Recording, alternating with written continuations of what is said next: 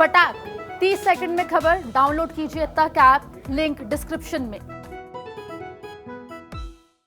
ग्वालियर पहुंचे केंद्रीय मंत्री ज्योतिरादित्य सिंधिया ने ऐसा क्या किया कि सबको चौंका दिया। जी हां, कहा जा रहा है सिंधिया का ये विरोधियों को करारा जवाब है।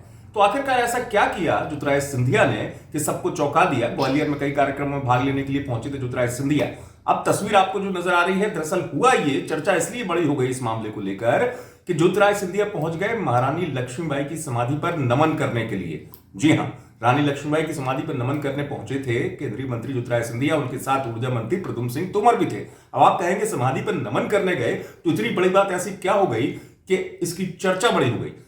बड़ी इसलिए हो गई कि ज्योतिरादित्य सिंधिया को लेकर कांग्रेस जो है, इन दिनों जब वो बीजेपी में आए तो ये कहती है कि गद्दारी जो है उनका इतिहास है, क्योंकि महारानी लक्ष्मीबाई का जैसे ही नाम आता है तो सिंधिया राजवंश के साथ सीधे ये आरोप लगाए जाते हैं कि उनके परिवार ने गद्दारी की थी रानी लक्ष्मीबाई के साथ, इसलिए उनको हार का सामना करना पड़ा था अंग्रेजों के सामने रानी लक्ष्मीबाई को।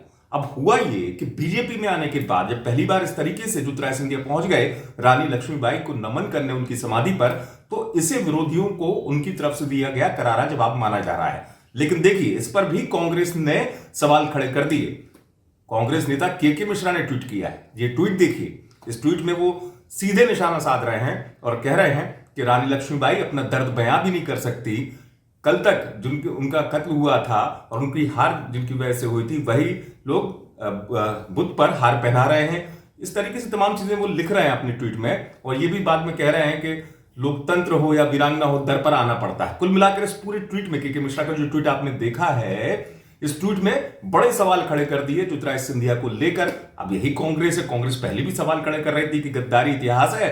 अब ज्योतिरादित्य सिंधिया चूंकि चले गए वहां पर रानी लक्ष्मीबाई की समाधि पर नमन करने के लिए, तो इस पर भी अब सवाल उठना शुरू हो गए हैं कांग्रेस की तरफ से। जैसा मैंने ट्वीट दिखाया के मिश्रा का, के मिश्रा ने बड़े सवाल खड़े कर दिए ज्योतिरादित्य सिंधिया के रानी लक्ष्मीबाई को नमन करने को लेकर।